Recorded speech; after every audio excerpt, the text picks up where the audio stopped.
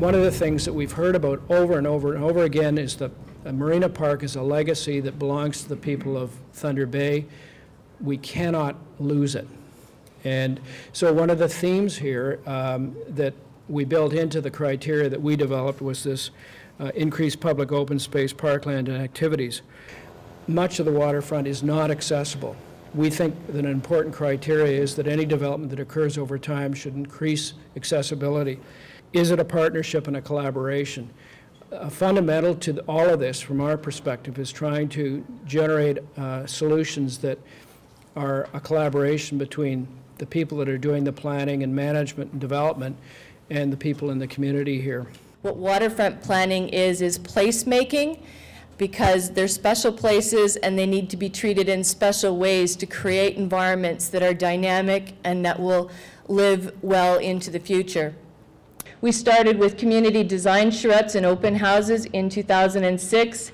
We worked through with the Waterfront Development Committee in a series of opportunities for deputations and public input throughout all of 2006, and ended up developing and evaluating a series of options to arrive at a final master plan. Other things we looked at were the opportunities to maintain the visual connections along street corridors to the water, to maintain the functional park that we had, and to look at this space concretely in terms of creating the mixed use that was approved both in the highest and best use study and that we've implemented in the master plan.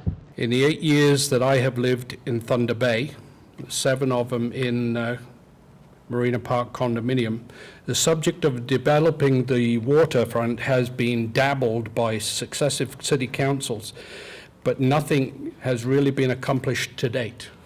We would be better served to slowly improve the facilities in the park and finance those improvements from profits of other more acceptable projects, like building condominiums on the west side of Water Street and invigorating the commercial viability of the currently vacant downtown core.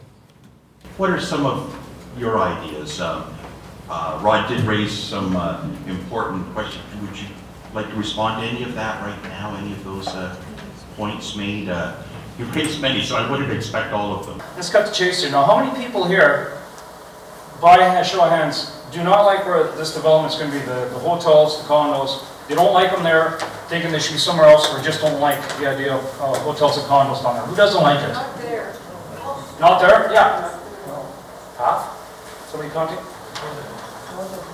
More than half? In some sense, I'm for a lot of this, because I think development is good for people. It's good for people. People deserve to be in a beautiful place. There's a famous architect named Samuel Mockaby down in the southern states. And what's your question? Okay, I'll get to my question. But I guess what I'm trying to say is we should recognize too that we're here for a common purpose and not try to beat each other up. We should try to find some common ground. Good point. As an owner in Marina Park, my question comes to Marina Park. And it's with the condos and hotels. If I look at the sight lines of the condo in front of Marina Park, I'll lose 25% of my view. And as a realtor, I think the development is going to add value to my condo, but taking a bit of my view away is going to decrease my value. I don't know how that's going to end up in the end. I'm sick and tired. I think that the city is acting like a developer here. Why is this the first thing that's going on in this park? You don't have permission to fill in the harbor yet. You have to go through a whole environmental process to get that filled in. Why are you offering land for sale to people when you don't have the other land available? You don't know for sure that that's going to happen. We've listened extensively. I've spoken to anyone who's called me on the telephone. We worked with stakeholder groups from the beginning. We worked through the Waterfront Development Committee. There were many opportunities for public comment. And in fact, when you host a public meeting where 1,100 people show up, and 198 people fill out comment forms, and the vast majority of them are public and supportive of the project, there are many people who may not like aspects of the project, may not like the project at all, but there are many more that have told us that this is what they want to see happen on the waterfront. There is no specific developer interested in this point in either purchasing the land or developing it at this moment in time. But what we have heard is that the people of this city want to see this plan implemented, and I'm not pandering to a specific interest or anyone. I'm representing the interests of the public, and so too is council. We can't represent every single interest. We are representing what we have received as consensus on this matter. Thank you.